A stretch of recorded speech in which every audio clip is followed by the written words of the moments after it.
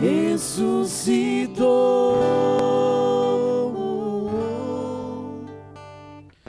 Reverendíssimo Padre Neuci Souza, presidente desta celebração eucarística, meus queridos irmãos e irmãs internautas que nos acompanham pelas redes sociais e o canal YouTube da Paróquia Santa Rita Batatais, pela web rádio Ativa Comunicações, pelo Facebook Neuci Souza, pela página Encontro com Deus, queridos ouvintes da 1080, a nossa rádio difusora Batatais, hoje a igreja está em festa.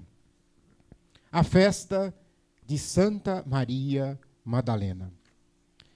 Para Madalena, como nós acabamos de ouvir, e também deve ser assim para nós, o sepulcro vazio não serve de prova para a ressurreição. Seria sempre possível acusar os cristãos de fraude. Poderiam ter dado um sumiço no cadáver de Jesus para dizer que ele ressuscitou. Aliás, muita gente diz isto, às vezes fala, sumiram com o corpo de... Mas não sabe que isso está na Bíblia. Lá no Evangelho de São Mateus, no capítulo 28, dos versos 11 ao 15, está lá, bem claro, o conselho de anciãos, quando os soldados vieram e deram a notícia de que um grande estrondo tinha acontecido, que eles ficaram praticamente surdos e cegos na hora do estrondo, e quando voltaram a si, o túmulo estava vazio. Então, o conselho dos anciãos subornaram, pagaram, deram dinheiro para os guardas, para que eles dissessem que os apóstolos, que os seguidores de Jesus, tinham ido lá de noite e roubado o corpo de Jesus. Essa história rodou muito lá na época de Jesus. Por isso, era preciso descobrir de fato onde estava o corpo do Mestre. Se nós estivéssemos fazendo uma investigação policial, nós poderíamos dizer que o túmulo vazio, os panos, são vestígios, são indícios da ressurreição. Mas não são provas concretas. Elas corroboram com as outras. Mas a prova principal é o corpo. Como não se trata de uma investigação policial, mas sim de um evento que exige fé, também nós devemos ir além para descobrir que o ressuscitado, com as marcas da paixão, vive, como o Ministério de Música acabou de cantar. O meu Cristo vive. Ele vive, ele venceu a morte. E ele continua a viver em cada irmão, em cada irmã, as quais devemos tocar, as quais devemos ouvir, as quais devemos amar. O primeiro dia da semana, diz o Evangelho, é o dia privilegiado para o encontro com o ressuscitado. É encontro de toda a igreja com o Senhor da vida, que enxuga as nossas lágrimas e que liberta da morte. As comunidades joaninas, elas nos anos 70 e 80 da era cristã, elas estavam desejosas de saber melhor quem era Jesus. E desejavam, como Madalena, tocar. Desejavam ver. Porém, não é mais esse modo de se fazer a experiência de Jesus em nossas comunidades atuais. Meus irmãos, vocês imaginem, a curiosidade era tamanha que quando se dizia que alguém tinha convivido com Jesus, que alguém tinha estado com Jesus, já era motivo deles correrem atrás da pessoa. Agora vocês imaginam Madalena, ela foi a primeira. Por isso que ela é considerada a primeira testemunha da ressurreição. São Bernardo, nos sermões sobre o Cântico dos Cânticos, ele diz: só o sentido da audição pode alcançar a verdade, porque só ele ouve a palavra. Não me toques, diz Jesus. Isto é, perde o hábito de confiar nos sentidos que às vezes nos enganam.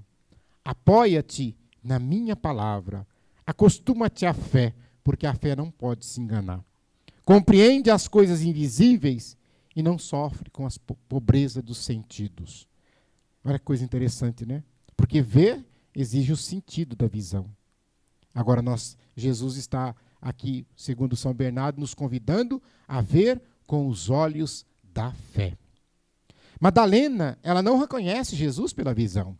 Tanto é que ela o confundiu com o jardineiro. Mas ela reconhece pela audição. Quando ele pronuncia o nome dela, ela alegremente diz, mestre, quer dizer, encontrei o meu amado, como diz no Cântico dos Cânticos. O grande amor, não só de Madalena deve ser Jesus o grande amor, mas de todos que nele creem e que só podem experimentá-lo se for por amor. Peçamos ao Senhor, nesta mesma diligência que Maria Madalena teve, nós também tenhamos em procurar o Senhor e percebermos que Ele fala conosco como falou com Maria Madalena. Ele pronuncia o seu nome como pronunciou Maria. E Ele queria saber por que choras. Jesus hoje também pergunta para você e para mim, por que choras? Por que estás tristes? Por que estás preocupado? Jesus quer nos consolar. E essa leitura do livro dos Cânticos, quando diz, viste acaso aquele que meu coração ama? Pela festa de Madalena que celebramos, vemos aqui aquela que deve ser modelo para nós, pelo seu amor devotado ao Senhor. Aquela que sai à procura do Senhor. Aquela que enquanto não encontra, não tem sossego. E ela não tem medo, mesmo sendo uma mulher na sua época, de interpelar as pessoas. Ela não tem medo de arguir, ela não tem medo de perguntar. E às vezes, muitas das nossas dúvidas morrem conosco. E muitas vezes nós deixamos de encontrar o Senhor simplesmente porque nós não perguntamos. Simplesmente porque nós não buscamos, porque nós não procuramos. Sigamos o exemplo de Maria Madalena. Aqui é interessante, nessa festa de hoje, lembrarmos, não pelas Sagradas Escrituras. Não pelas Sagradas Escrituras. Você que conhece a Sagrada Escritura sabe. Mas pela história. Nós podemos dizer que Madalena, ela foi uma das mais injustiçadas. Eu costumo dizer que ela levou uma fama que não era dela. Nos livros, nos artigos científicos, nos filmes, nas obras de arte, as pinturas de pintores famosos, a imaginação tem funcionado muito, e diríamos, funcionado demais até. Vejam, por exemplo, muitos dizem que Maria Madalena é feminista. Inclusive, muitos movimentos feministas querem usar a imagem da nossa Santa Maria Madalena como a patrona deles. Mas eu não sei se o padre meu se conhece, porque eu também não conheço, nunca vi falar. Não consta que Maria Madalena tivesse andado nua pela rua, desrespeitando símbolos religiosos, etc., e tal, e mostrando que não deve. Como, às vezes, é o modo de agir dessas pessoas. Maria Madalena é, sim, um ícone da mulher na igreja. As mulheres em Maria Madalena devem ter o modelo de retidão e de seguimento do Cristo Jesus. Eu falava com o padre antes da missa, né? Vai logo ser publicado, vai ter o prefácio próprio de Maria Madalena. E ela, nesse prefácio, vai ser chamada de Apóstola dos Apóstolos. Olha que coisa linda. Apóstola, aquela que foi a Apóstola dos Apóstolos. Se não bastasse em chamar ela, a coitada, de feminista, mas também a chamam de prostituta, a chamam de pecadora. Pecador somos todos nós, é claro. Mas chamam em outro sentido. Porque, às vezes, a Sagrada Escritura não diz isso. A gente poderia ser, mas eu não posso trabalhar com suposições. Mas aí vai dizer a confusão que se faz de Maria Madalena com a mulher anônima, que lava os pés de Jesus, que enxuga os pés de Jesus com seus cabelos e que beija os pés de Jesus. E aí, os que estavam ali ao redor, se ele soubesse, essa pecadora, essa prostituta que está aí, Ele não permitiria que ela lavasse nem beijasse os pés dele. Ele não é Deus coisa nenhuma. E aqui, então, eles reportam que seria Maria Madalena. Mas basta a gente fazer um exercício. Tanto faz se aconteceu isso aqui, ou se aconteceu o encontro de Jesus com Madalena antes, será que Jesus não iria conhecer? Se ela que está lavando os pés dele fosse a mulher que foi expulso 7 demônios, Jesus a conheceria. Se fosse o contrário, né, se a mulher que ele encontrou para expulsar os 7 demônios fosse aquela que tinha lavado os pés, ele também iria conhecê-la. E não é isso que a gente encontra na Sagrada Escritura. Vamos lá, prosseguindo. Ela ainda leva também uma fama de adúltera. Aqui é interessante a gente saber separar, né? A prostituição é uma coisa, o adultério é outra. A mulher adúltera é aquela que, sendo casada, que tendo marido, trai esse marido com outro homem. A prostituição não é aquela que vende o corpo, é outra coisa. Mas ela também foi chamada de adúltera. Por quê? Porque fazem também uma confusão com aquela mulher que foi apanhada em adultério e levada até Jesus para ser apedrejada. Mas ele derrama perdão e ele diz para ela, vai e não peques mais. E ela vai. O encontro com Madalena, não. O encontro com Maria Madalena, o Evangelho diz assim, que ela passou a segui-lo. E o encontro de Maria Madalena diz que ela é uma mulher que tinha 7 demônios e que Jesus expulsou. A gente não sabe que demônios são esses, geralmente eram doenças e etc., que eles davam esse nome. E aí Maria Madalena passou a seguir Jesus. Na tradição também se consta que ela seria uma mulher rica e abastada. Mas outros dizem que ela era pobre e miserável. Né? Por que pobre e miserável? Porque ela veio de uma região chamada Magdala, cidade de Magdala. Por isso, Magdalena, Maria Madalena, Maria de Magdala. E talvez, então, nessa cidade, um local muito pobre, um local miserável, então as pessoas eram também consideradas paupérrimas nesse lugar. Mas muitos diziam que ela era rica e abastada, e aí baseando na Sagrada Escritura. Porque dizem que aquelas mulheres que seguiam Jesus, Joana, Maria Madalena, elas eram abastadas e, independentes, ajudavam na subsistência dos apóstolos com as suas posses. Isso está escrito na Sagrada Escritura. E uma outra coisa, finalmente, coitada, se não bastasse tudo isso que eu falei, também disseram que ela era casada com Jesus. Né? Principalmente nos filmes, né? Quem já não viu falar de Dan Brown, Código da Vinci e tudo mais. Mas é pura ficção, que segundo eles, a arte permite. A arte permite brincar com uma belíssima história que nós temos de Santa Maria Madalena. A exemplo de Jesus, aqui eu só quero lembrar que muitos dos seus seguidores também sofreram com a mesma acusação. Eu vou citar alguns exemplos só para vocês entenderem. São Francisco e Santa Clara. Quem já leu a história dos dois sabe disso. Todo mundo falava que eles tinham um caso. Quer ver outro caso? São João da Cruz e Santa Teresa d'Ávila. Santos da igreja. Outro caso? São Vicente e Santa Luísa de Marilac. Porque eram mulheres desprendidas que trabalhavam junto em prol do reino de Deus. E acabaram recebendo essas acusações. E também Maria Madalena, porque seguiu Jesus numa sociedade machista que não admitia que a mulher não fosse outra coisa que não fosse dona de casa. Mas ela foi anunciadora do Evangelho, ela seguiu, ela foi uma mulher destemida. Por isso ela é santa, por isso ela é modelo para todos nós. Aqui é bom a gente entender também, né, de onde surgiu um pouquinho dessa confusão em relação à pessoa dela na Bíblia. Foi numa pregação que o Papa Gregório fez, e a gente precisa tomar muito cuidado com o contexto das pregações, e quem ouve também tem que entender por que está se falando daquela forma.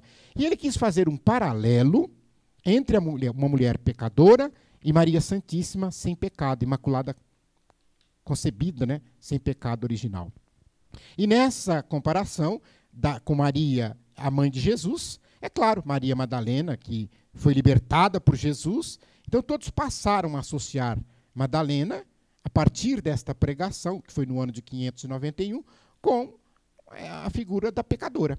Vejam bem que até 591, Maria Madalena era tida como santa, era muito respeitada, mas depois disso começou, e ela foi, coitada, caiu no esquecimento. E essa visão só foi ser corrigida em 1969, pelo Papa Paulo VI, quando ele, então, dá a Madalena um lugar merecido. Ele institui a celebração da sua memória e ele coloca como uma memória obrigatória. E, recentemente, o Papa Francisco, ele elevou esse memorial, esse dia de memória, para um dia festivo. Ou seja, colocou Madalena em pé de igualdade com os outros apóstolos, exceto Pedro. Porque Pedro, a sua festa é solenidade. Os outros apóstolos, né, é festa de São Tomé, é festa de São Bartolomeu, é festa de Santo André, é festa de São Tiago, agora dia 25. Então, Maria também agora é festa de Santa Maria Madalena. E olha que bonito, né? Ela ganha toda uma liturgia festiva. Então, se canta o glória, se faz uma missa bonita e também vai ganhar esse prefácio próprio que ainda está por ser publicado. Olha que bonito. Quando foi instituído esse dia festivo, o secretário para a congregação do culto divino, ele sugere da seguinte forma: está certo que a celebração litúrgica desta mulher tenha o mesmo nível festivo dado à celebração dos apóstolos no calendário da igreja. Olha que bonito. Destacando a missão especial dessa mulher, que é exemplo e que é modelo para cada mulher na igreja. O certo é que Maria Madalena, ela é mencionada 14 vezes na Bíblia, nos 4 evangelhos. E Lucas fala do primeiro encontro dela com Jesus, quando ela já é libertada e passa a seguir Jesus no capítulo 8º. Marcos, Mateus e João falam dela aos pés da cruz, ali junto com Nossa Senhora, quando Jesus é crucificado, depois descido da cruz, e ela acompanha até o túmulo. Primeira testemunha da ressurreição, os 4 evangelhos falam a mesma história. Madalena, citam nominalmente, ela estava lá, como nós vimos no evangelho de hoje, mas eu não vou citar aqui capítulos e versículos, mas os 4 evangelhos, Mateus, Marcos, Lucas e João, falam da presença dela aos pés da cruz e no túmulo da ressurreição. Ela é considerada pela Igreja Católica Apostólica Romana, ela é festejada pela Igreja Ortodoxa, ela é festejada pela Igreja Anglicana, todos no dia 22 de julho. Então, eu queria encerrar esta reflexão sobre esta grande mulher, pedindo que todas as mulheres da Igreja, todas as mulheres, não importa o que você faça, seja como Maria Madalena, que quis o encontro com o Senhor. Ela não quis cargo, ela não quis funções, ela não ficou brigando para ser ordenada apóstola, ordenada isso, ordenada bispa, nada disso. Ela simplesmente queria amar. E ela amou e amou até o fim. Santa Maria Madalena, rogai por nós.